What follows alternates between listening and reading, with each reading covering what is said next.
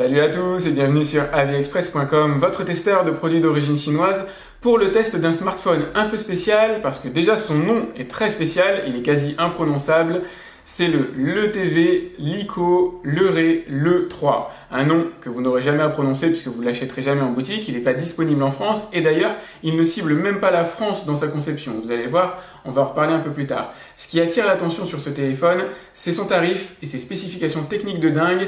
Et je voulais absolument voir si le combo global donnait quelque chose de bien ou si c'était juste une mauvaise utilisation des pièces plutôt haut de gamme fourni. Donc on a à l'intérieur un processeur Snapdragon 652. C'est un processeur qu'on va plutôt trouver dans des smartphones au-delà de 150 €, plutôt orienté 200 €, même facilement, y compris sur le marché chinois. Donc c'est déjà très étonnant d'avoir une telle puissance dans un smartphone comme ça. On a un écran en Full HD aussi, en dessous de 100 €. C'est très rare de trouver de la Full HD. En général, on a du 720p. Donc là, c'est encore un bon point. On est sur du 5,5 pouces. C'est un petit peu moins la norme en ce moment, mais on y reviendra ensuite. On a 3 Go de RAM, 32 Go de stockage. Ça, c'est à peu près normal pour la gamme de prix, même si on est plutôt sur du 150 € en général pour ce genre de spécifications.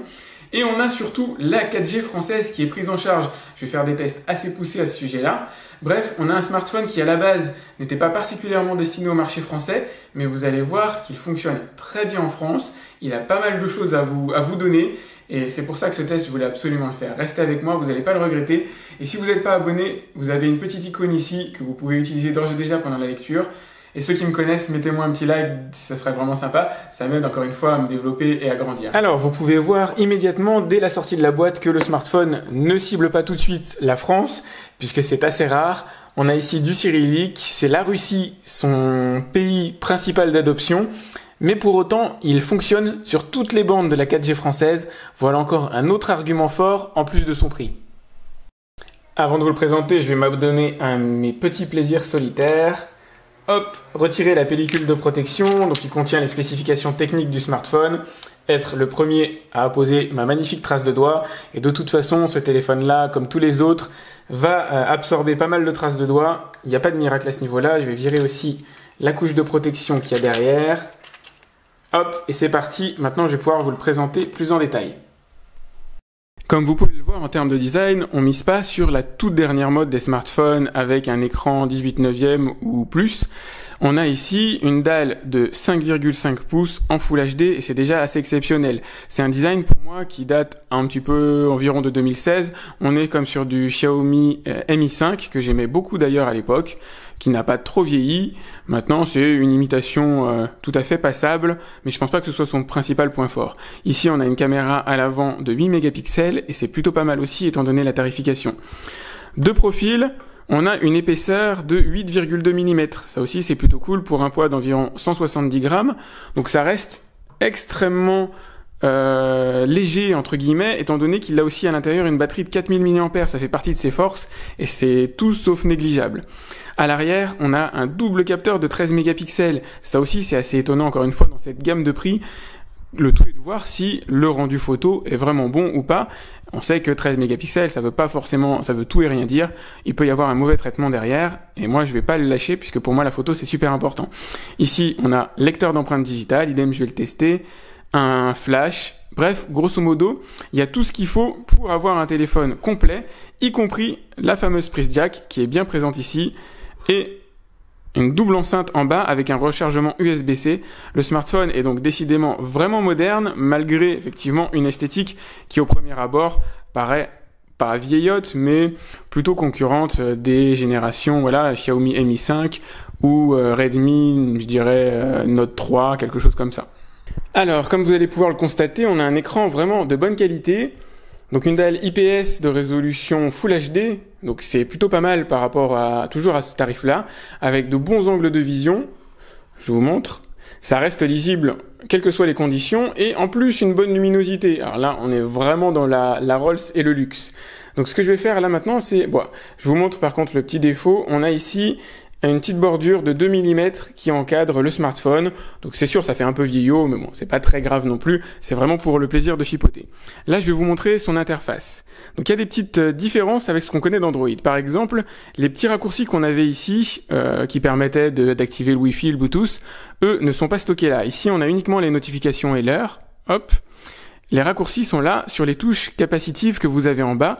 Donc vous allez pouvoir activer, désactiver les fonctions classiques d'un smartphone. Donc ça, c'est plutôt cool aussi finalement de renouveler un peu les plaisirs et de voir des choses différentes. Donc voilà, si vous voulez éteindre des applications, vous faites ça. Si vous voulez activer, désactiver le Wi-Fi, les données, bref, vous cliquez ici. Vous avez des raccourcis pour la musique. Vous allez pouvoir aussi lancer par exemple le capteur photo. On reviendra dessus. Vous avez une belle interface photo ici qui a beaucoup de capacités techniques. C'est très étonnant. En tout cas, moi, j'ai vraiment adoré la partie photo. On va voir si la restitution est bonne après. Je vous montrerai, vous verrez des vidéos, etc. Les paramètres, c'est traduit en français. Et il y a une petite astuce pour avoir du vrai français entre guillemets. Pas celle qu'on aurait imaginée, donc il faut pas choisir la langue français de France, il faut choisir français de Canada. Donc il y a probablement derrière des communautés qui traduisent les langues de ce smartphone, et les Français de France sont peut-être pas très actifs, donc Français Canada marche plutôt bien, vous voyez, c'est correctement traduit, voilà, langue est saisie, date et heure, paramètres mise sous et hors tension, ça a été vraiment bien fait. Tout n'est pas traduit impeccablement, il reste encore de l'anglais qu'on croise de temps en temps, mais bon. Son principal défaut à ce smartphone, c'est ça. Android 6 comme version d'OS. Alors, avoir Android 6 sur un smartphone à 100 €, c'est pas délirant, c'est relativement courant, classique, je dirais. Mais malheureusement, on sait qu'il sera pas mis à jour, donc il va falloir le prendre en l'état. Donc, je vais essayer de trouver les bugs qu'il peut y avoir dans le smartphone et de vous les citer pour que vous puissiez avoir, une vision globale du téléphone. Si vous êtes un bidouilleur, vous pourrez aller sur des forums télécharger de nouvelles versions de la ROM éventuellement, un peu customisées, ou en installer d'autres. Si c'est pas le cas, à moi de vous donner les bonnes indications, voir si le smartphone bug ou pas à certains moments, est-ce que vous pourrez faire ou pas après. Donc l'interface, franchement, jusqu'ici, elle est vraiment super. Moi, j'ai été agréablement surpris. Je la connaissais pas du tout. D'ailleurs, c'est une marque que je connais pas du tout. Et vraiment, ça marche super bien. Alors, je vais vous montrer, c'est fluide aussi d'ailleurs. 3 Go de RAM suffisent largement, on va dire, au bonheur de la plupart des gens. J'ai déjà installé pas mal d'applications, ça va être assez intéressant de voir. Je vais vraiment le pousser à bout puisque je vais tester même des jeux costauds avec lui, du Asphalt, etc.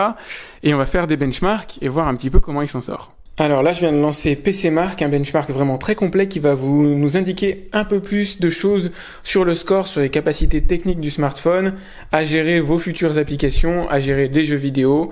Normalement, ça devrait être assez sympa à voir. On a donc un score de 4900 points sur PC Mark, c'est un très bon score qui laisse présager de pouvoir jouer à peu près tous les jeux vidéo assez confortablement, même si le Snapdragon 652 est un milieu de gamme, entre guillemets, d'il y a 2 ans, sorti il y a 2 ans. Aujourd'hui, pouvoir l'avoir à ce genre de tarif, c'est vraiment un gage de pouvoir à peu près tout faire sur votre téléphone à moindre prix. Ça, c'est plutôt cool. J'en profite aussi pour vous dire, j'ai fait le benchmark AnTuTu et il y a eu un bug, il n'est pas allé jusqu'au bout. Alors, la nouvelle version d'AnTuTu est assez récente. Peut-être qu'elle gère très mal Android 6. Je ne sais pas encore la raison, mais je voulais vous dire qu'il y a eu un petit bug à ce niveau-là. Uniquement pour les puristes, je vous ai mis le score sous Geekbench, donc 1400 et 3000 points en multicore, donc des scores qui confirment un petit peu ce que donnait le précédent benchmark. On est sur un bon niveau qui laisse présager de bonnes choses et c'est ce qu'on va faire tout de suite. On va tester des jeux vidéo.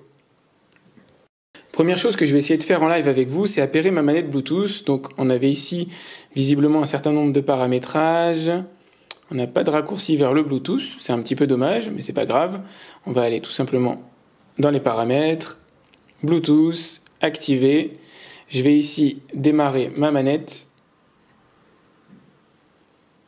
Voilà.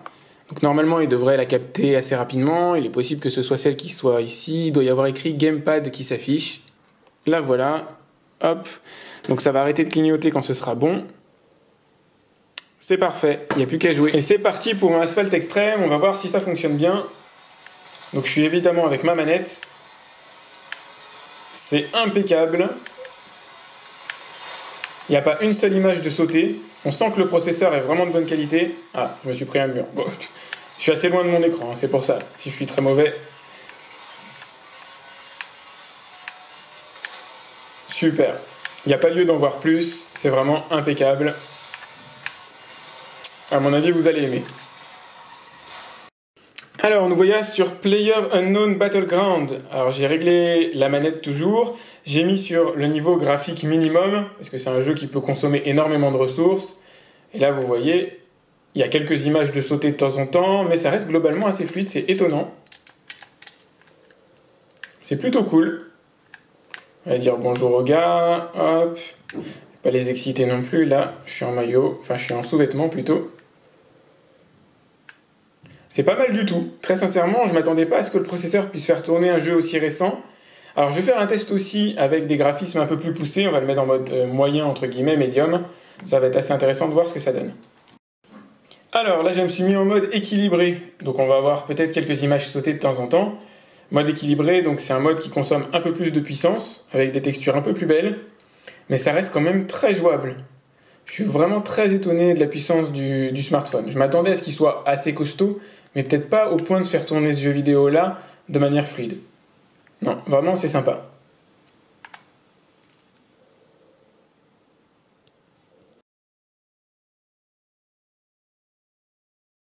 Alors là je fais une petite vidéo en Full HD avec le Leray l'E3. Donc ça va me permettre de le comparer un petit peu et de voir si le capteur est précis. On a deux capteurs de 13 mégapixels à l'arrière, ce qui est plutôt un très bon indicateur. En tout cas jusqu'ici les images ont l'air assez propres. Là ce que je vais aller faire c'est aller filmer ma traditionnelle petite cascade qui se trouve là-bas. Plus un déversoir d'eau qu'une cascade, qui est un petit peu à vide d'ailleurs en ce moment. On va faire quelques tests de mise au point aussi. Donc là, je vais faire une petite mise au point sur les fleurs qui se trouvent juste à côté de moi. Et maintenant une mise au point sur ce qui se trouve en toile de fond. Voilà, et une mise au point automatique sur le rocher. C'est plutôt bon. Alors là, je fais un petit selfie en mode vidéo, histoire de tester aussi la caméra et puis la luminosité aussi sous différents angles. Alors là je fais ma petite vidéo rituelle en nocturne. L'idée est de voir si le capteur est capable d'attraper un maximum de lumière pour rendre l'image un minimum belle, en tout cas de nuit. Donc là ce que je vais faire aussi c'est secouer un peu le téléphone afin de voir s'il y a une stabilisation optique dedans. Normalement pas de miracle à ce niveau-là, hein. Hop. Là je vais filmer le ciel en espérant éventuellement voir quelque chose, mais pourquoi pas. L'espoir fait vivre. Il a pas l'air mal ce capteur, c'est le moins qu'on puisse dire. Alors là, je vais vous montrer quelques photos que vous pourrez retrouver sur mon blog que j'ai prises avec le Leray l'E3. Et de jour, on constate qu'il y a vraiment une luminosité qui est superbe. C'est très très étonnant encore une fois pour cette gamme de prix. Le capteur 13 mégapixels et le traitement surtout photo a posteriori est vraiment bon. Regardez ici, j'ai fait un focus sur la fleur. C'est super précis. Moi, j'ai été bluffé par ça. Alors, il n'est pas miraculeux non plus l'appareil, mais en extérieur, c'est magnifique. Il n'y a rien à dire. Vous verrez les photos sur le site. Même la partie selfie. Alors, je ne sais pas pourquoi il m'a écrit Dieu potentiel, même s'il a sûrement raison. Dieu charmant. Donc là, c'est différents modes qui lissent le visage. Bon, c'est correct, hein, c'est des jouets sans plus. Il y a un mode GIF, GIF animé. C'est un truc de dingue. J'avais quasiment jamais vu ça sur un smartphone. Donc là, vous avez des GIFs. Hop. Voilà, un peu mon paysage. Hop. Voilà, bon là c'est de la retouche. Ici une photo de nuit, alors il n'y a pas de miracle malheureusement à ce niveau-là, en photo nocturne c'est pas terrible. Voilà, je vous ai mis Peppa Pig. Alors quand la lumière vient à baisser, l'image graine. Là ça va, c'est encore honnête. Là vous avez un effet bokeh, c'est très étonnant aussi, ça marche plutôt bien. Le premier plan est bien net, l'arrière-plan est flouté, donc c'est vraiment très correct. Maintenant si vous prenez une plante en effet bokeh, il n'y aura pas de miracle, ce sera pas beau. Là, c'est pas un selfie, c'est moi dans mon appartement, donc du coup, pareil, il n'y a pas un gros éclairage, mais c'est vraiment très correct. Là, j'ai été vraiment bluffé par cet appareil photo. Vous allez voir aussi les vidéos que j'ai prises. Alors, comme vous pouvez le voir ici, je suis bien en 4G, et donc toutes les bandes de la 4G française, la 800, la 1800, la 2006, et il y en a une autre dont je me souviens plus là dans l'immédiat, sont prises en charge.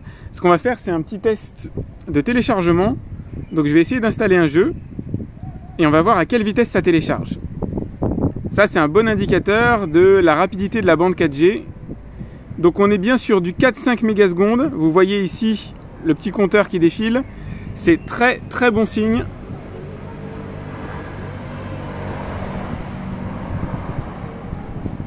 Donc pour moi la 4G c'est du tout bon avec ce téléphone.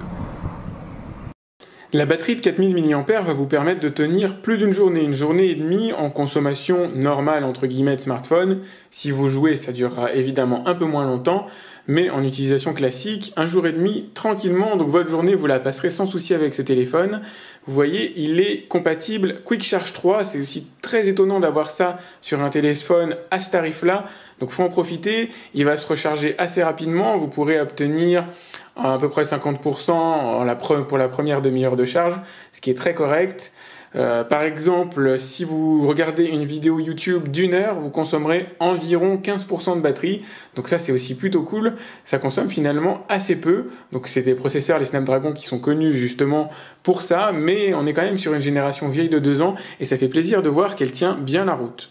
Alors voilà un smartphone que je suis vraiment très heureux d'avoir testé, c'est une très grosse surprise pour moi qu'on puisse atteindre un tel niveau à un prix aussi bas. Pour rappel encore une fois, il est à 100 € et à 100 € vous allez pouvoir jouer à tout dans de bonnes conditions avec un bon écran, un smartphone moderne sorti en février 2018 avec un bon capteur photo, pas miraculeux quand la lumière vient à manquer, mais qui reste quand même très bon, en bonne luminosité.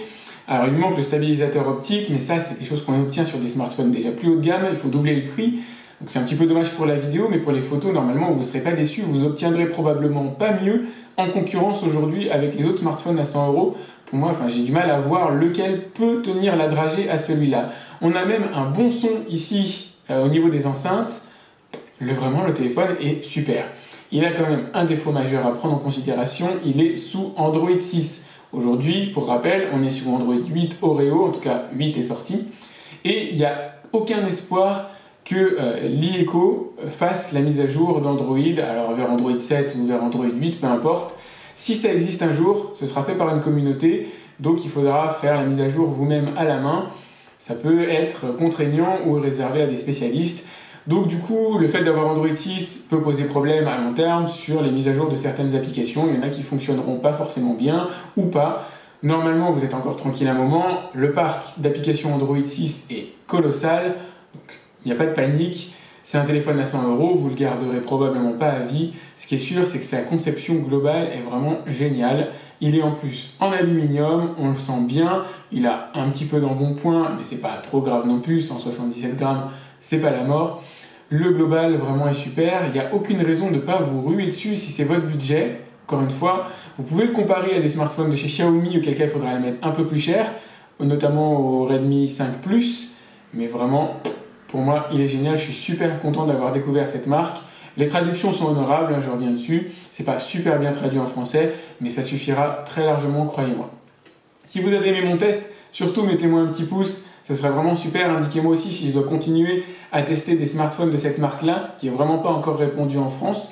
On n'est pas sa cible prioritaire, mais c'est vraiment super de pouvoir découvrir de nouveaux produits, de nouvelles marques récentes, qui font les choses bien et qui essayent vraiment de s'implanter sur plusieurs marchés, même si nous, on n'est pas prioritaire, évidemment. Ça, c'est le cas souvent. J'en profite pour vous dire aussi qu'ils captent bien la bande B20 de la 4G française. J'ai lu que ce n'était pas le cas. Si vous l'achetez sur Light in the Box, et je vous ai mis le lien en dessous, vous aurez bien la bande B20 avec le smartphone. Et ça, c'est vraiment sympa. Donc moi, je vous dis à très vite pour un autre test de smartphone et de nombreux produits d'origine chinoise. Surtout, si vous avez un lien vers Tipeee, vous pouvez me faire un don en bas. Je vous ai mis, donc il y a un petit concours qui est réalisé, un petit jeu. Si vous me faites un don sur Tipeee, vous participez pour gagner alors chaque mois un produit différent. Donc allez faire un tour, cliquez sur le lien Tipeee, vous verrez, ça coûte rien. Si vous voulez me faire un don d'1 €, 2 €, 5 €, 50 pour vous faire plaisir, vous aurez autant de chances de gagner le cadeau en cours ce mois-ci. Salut!